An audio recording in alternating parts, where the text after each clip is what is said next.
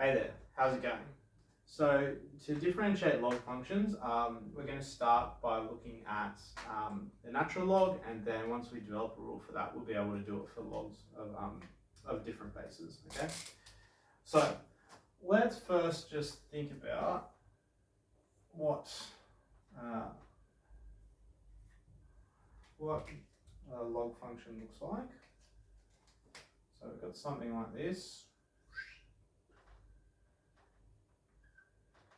And let's just look at natural log of x for now. And remember, the derivative is going to be a function that tells us the gradients at certain points on that function. So we can kind of get a bit of an idea, sketching what maybe the gradient function would look like by considering the gradient of the tangents at certain points along the function. So if I draw in a couple of tangent lines here,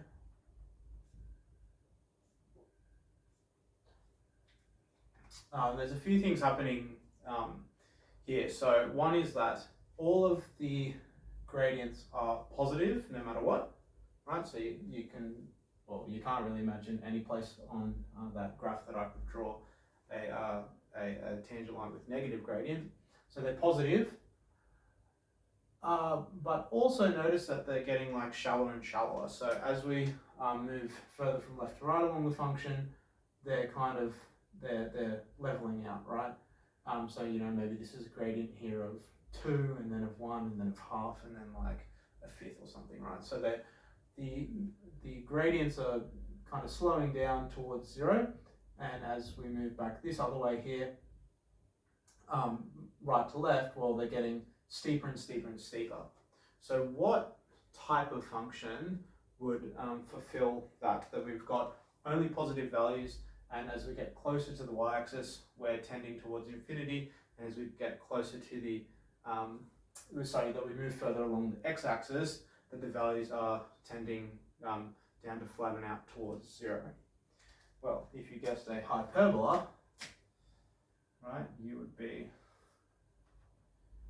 right. Okay, so this purple function here would be the gradient function, right? It's telling you the gradient of the tangents on the original function.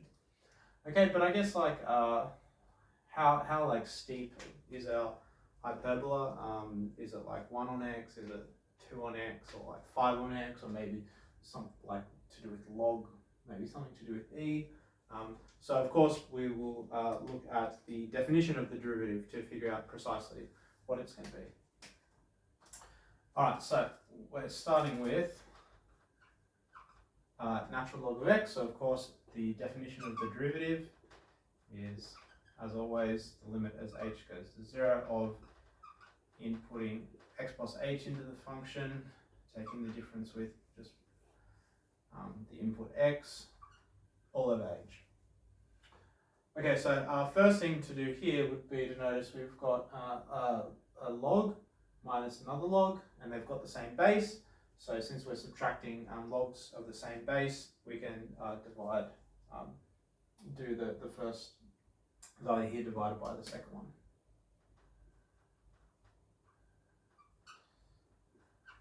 So we can have x plus h all over x, and then that's all still over h. Okay, since we've got inside here a fraction with multiple terms in the numerator, then we can split that up into multiple fractions, right? So we've got natural log still of x over x is 1, plus h over x is h over x, or still over h. Alright, so we're getting somewhere. Now this like h over x bit isn't really nice. Maybe preferable if we just had one pronumeral there. So what we're going to do is make a little bit of change of variables and make a substitution. I'm going to call it t. So what we're going to do is let this bit here, the h on x, be t. So that means we can change and replace all of these. Everywhere we see h on x, we're going to replace with t. but also we can replace h with something to do with this. So what happens as h goes to 0 to t? Well, as h goes to 0, we're going to get 0 over x, and 0 over anything other than 0 will be 0. So this, as h tends towards 0, will be the same as t tending towards 0. Okay, then if t equals h on x, making h the subject of that, if I times that x back up there, then h is equivalent to xt. So this h down here we can change to x times t. Alright, this is kind of nice because notice we've now gotten our x kind of unraveled out of it's not trapped up in the log. And just like with a constant multiple, or when we did the product rule, this x, which is the same as 1 on x, we can bring out the front of the limit because we're taking the limit and the variable we're taking the limit with is t, not x. We'll be able to bring that out in a minute. But let's just write this out and do something at the same time. This over x is the same as 1 on x, and then this over t is the same as 1 on t times ln, the natural log of 1 plus 2. Okay, so like I said, this 1 on x, we can bring out the front because there's no t in it, which is what we're taking the limit with respect to. Then, just like up here, we use some log laws. This bit here, 1 on t, can move in and become the exponent over there. Okay, so we've got natural log of 1 plus t, all to the power of 1 on t. All right, now next move is going to be a little bit, I'll try and justify it in a moment, not properly because that would take a bit longer. So here we've got the limit as t goes to 0 of natural log of this expression. So we've got a composite function here, right? We've got the function 1 plus t all to the power of 1 on t, and then we've got the function natural log of like some function of t. When we have a composite function and a limit applying to a composite function, we can bring the outer function, this natural log, outside the limit under certain conditions.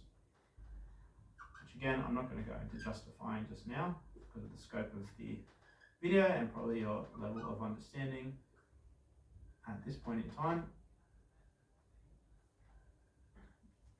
Okay, so notice I've just said the limit as natural log of this is the same as natural log of the limit of the argument of the natural log there.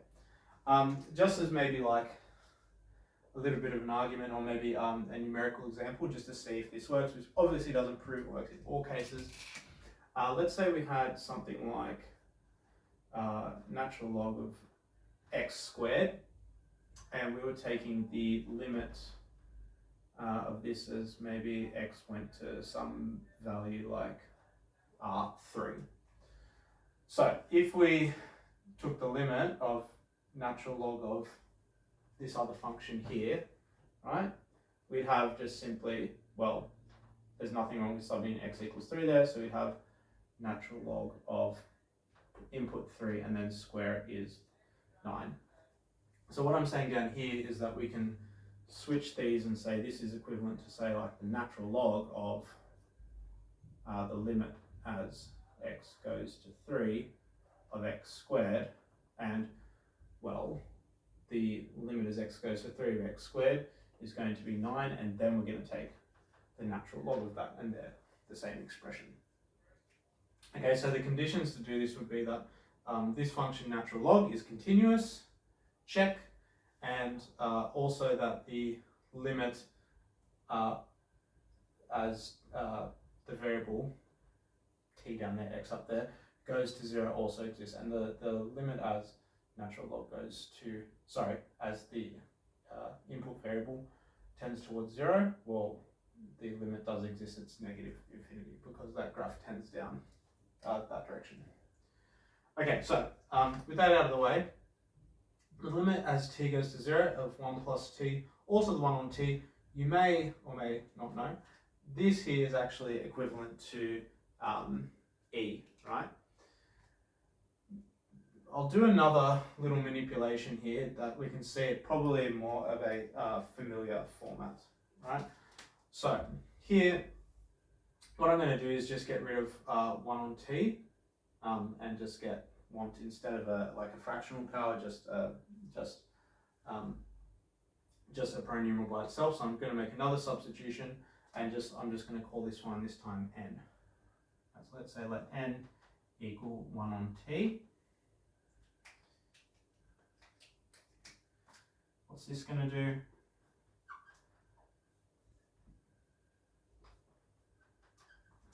Well, let's see what our limit is going to change to. What's n going towards? So as t goes to 0, 1 on t is going to go towards infinity, right? If you think like 1 on 2 is half, 1 on 3 is third. Sorry, wrong way around. 1 on a half is 2. 1 on a third is 3, 1 on a quarter is 4. So as you get a smaller and smaller number, as t tends towards 0, the 1 on t is going to get bigger, right? Which is, we've actually got the graph of 1 on t, or 1 on x, right? This hyperbola here, as we move towards as 0, and here, the output, say, of 1 on t is going to go towards, and is going towards infinity. 1 plus t, well, t, if n is 1 on t, then if we times that up and divide that down, then t is 1 on n. And 1 on t, we were changing that with n. So this is probably the more familiar format of Euler's constant, e. The limit as n goes to infinity of 1 plus 1 on n, all to the power of n. So the usual context that might come up in is like compound interest, right? The compound interest formula, if you have, say, $1 and then 100% plus 1 on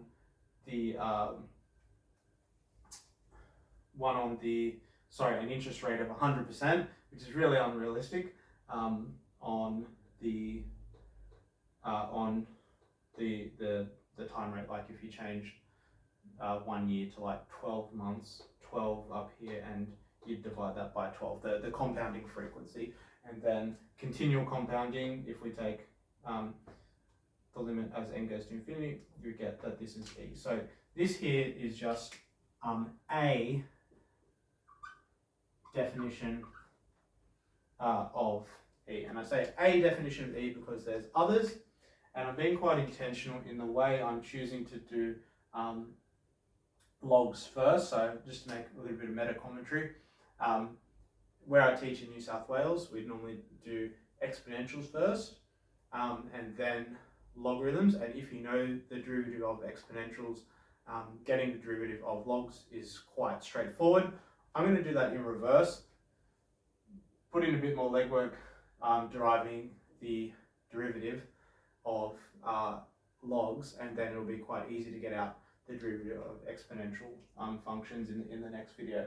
And the reason for that, my personal preference is, this is like if you're doing some algebra, you would already establish this definition of e, and then I'm going to be using this definition of e, and then therefore only one definition of e, and then build on that to differentiate exponentials. But if you start with exponentials first, differentiating them, usually you're going to use a different definition of e, which I will cover it in the next video as well. All right, enough of doing these guys, the red ones. That's a joke, me going off on tangents.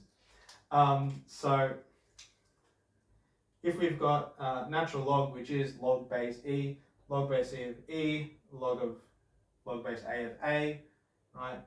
What's a log mean? You raise the base to what power to get this value here? Well, it's 1, okay? So we're going to have 1 on x times 1, which is of course 1 on x. So I'll just write this in summary.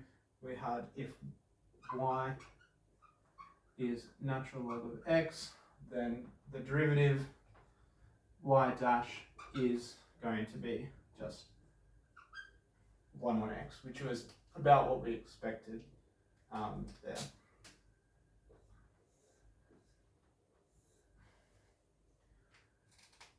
Okay, so let's just do a basic example of using this. So let's say we had something like y equals natural log of x to the 5. Alright, so we could use the chain rule here and see that this is like the blue there, the natural log is like the outer function, and x to the 5 is the kind of like the inside function, and use the chain rule. But we can, just like we did in the what's the word I'm looking for? The derivation of the derivative. We can use our log laws, right? So it might be easier to manipulate this first and bring this 5 out the front, right? That power out the front. And now we've got this expression for y. So if we want to take the derivative, y dash is going to be, for y prime, it's going to be 5 constant times, what's the derivative of natural log of x? We've just derived it. It is 1 on x. And then of course we can write 5 times 1 on x as 5 on x. Okay, let's do another one.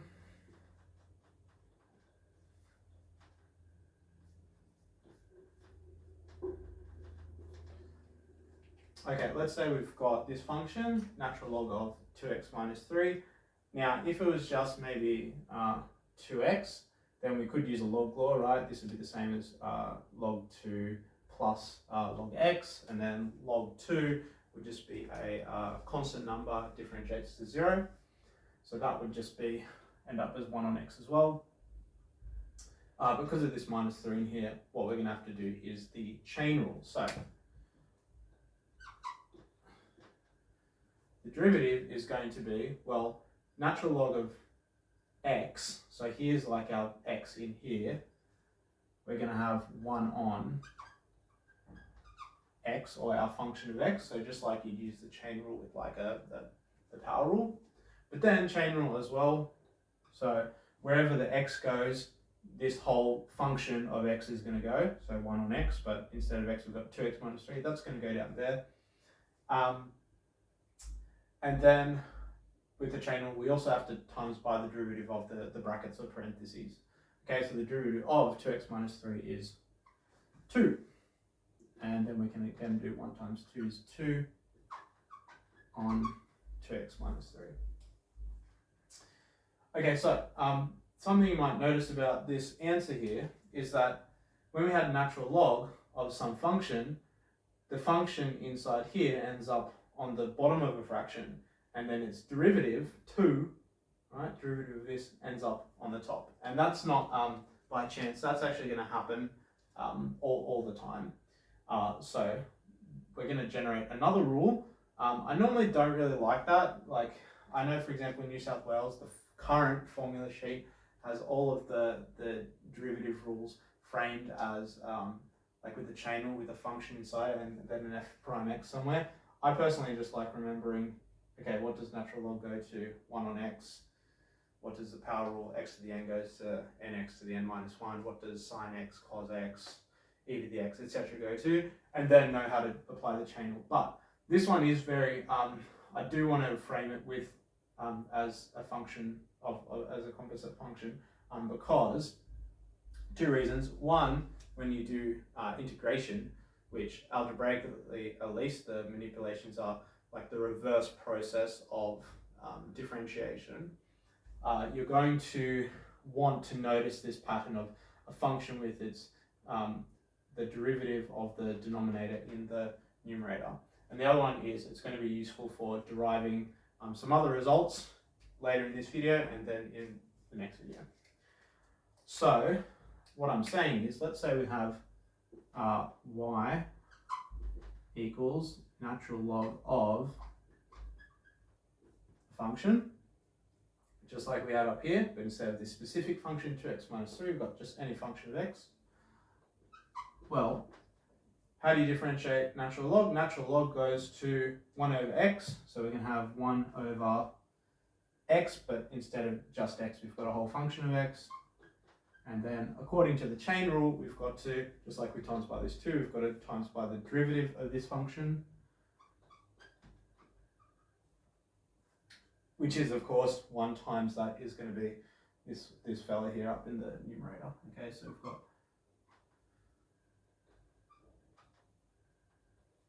this is going to differentiate to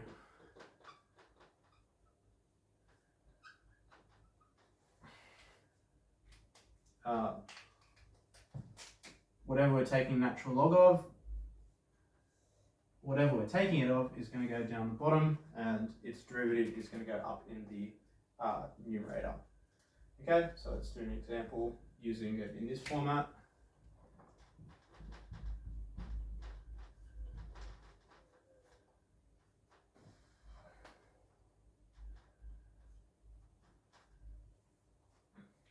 Okay, so in this format, we're going to go.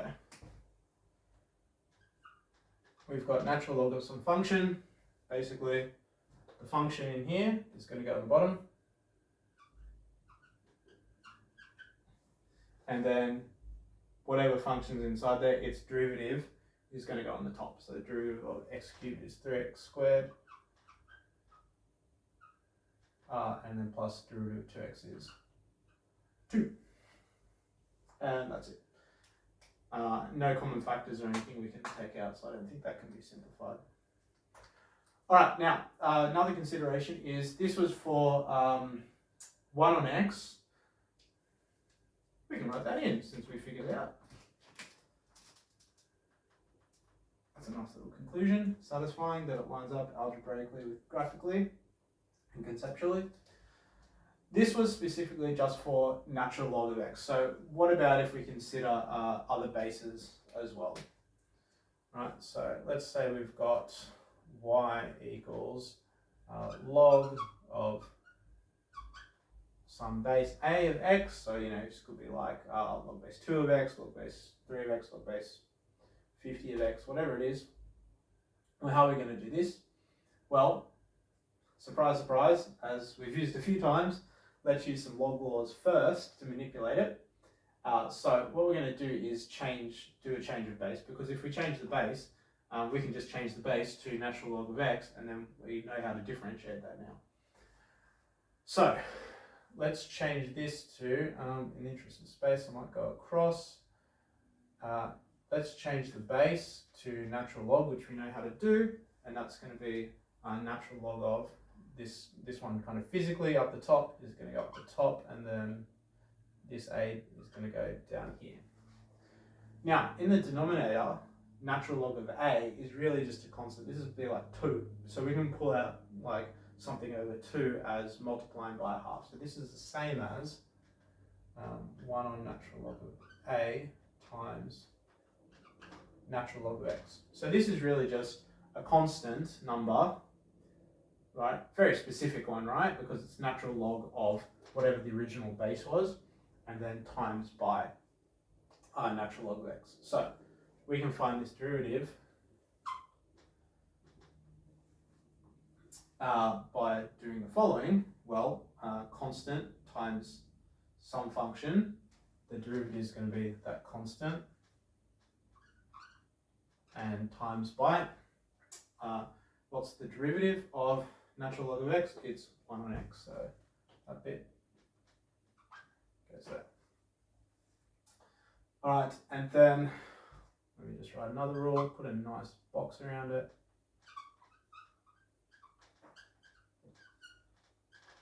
So let's just write these in one fraction. 1 times 1 is 1, and I'm going to write the x first, x times natural log of a.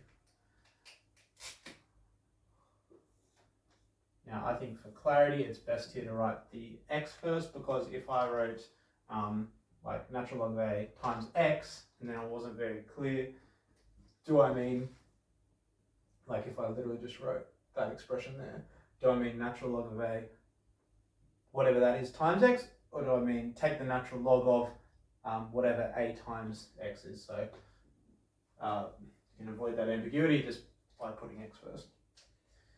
Okay, so just really straightforward example. I want to squish something else in here. Yeah, let's just whatever, make it easy.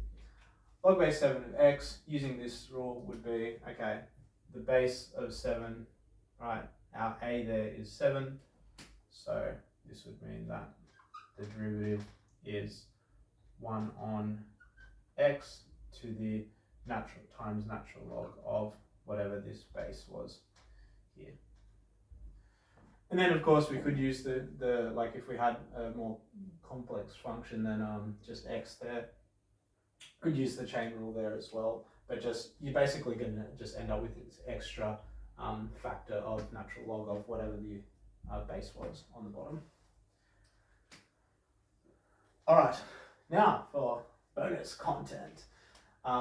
Back when I did the power rule video, I showed some calculations from some previous videos, and then we used that to make a connection, kind of see a pattern that formed. And if you've been waiting until now, I said that we later get some new skills, namely this rule here, which will make it, this rule here, which will allow us to quite easily prove the power rule for all n. There is a way to prove it for positive integer values of n, right, like x squared, x cubed, but that's not as powerful, and why bother to do that if we can get them all in one go, including negatives and fractional powers and everything. So let's start with, I might write, instead of y, let's say we've got like y equals x to the n, or f of x is x to the n, right? And we want to figure out the power rule, all right? So using natural log, well, what I'm going to do is take the natural log of both sides. So I'm going to take natural log of the left-hand side and natural log of the right-hand side.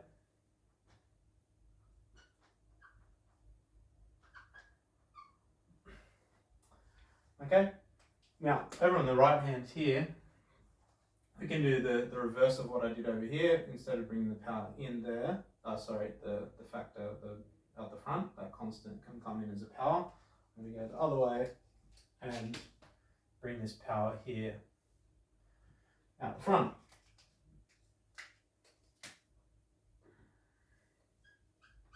So n times natural log of x. Okay, and then here we've still just got natural log of, I'm going to touch more space,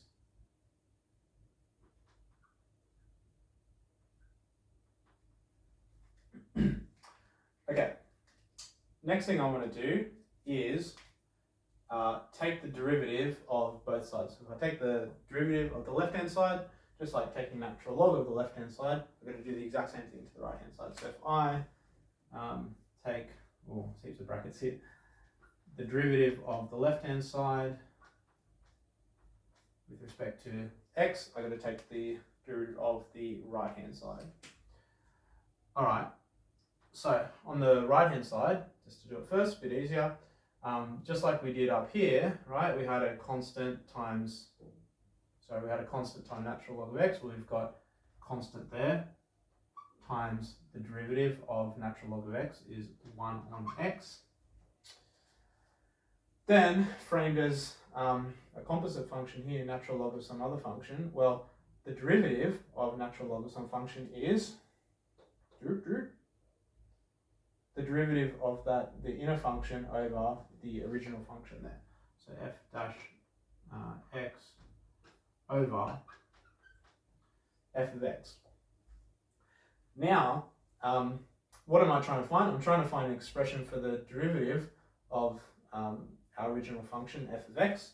So what I'm going to do is isolate f dash x by multiplying the f of x expression back up to the other side. So we have f dash x equals n times, now while I'm here, I'm just going to make 1 on x, x to the negative 1, and then we're going to also times that by f of x. Now, what was our original function? Well, we've got an expression for f of x, namely x to the n. So we can replace this back with x to the n.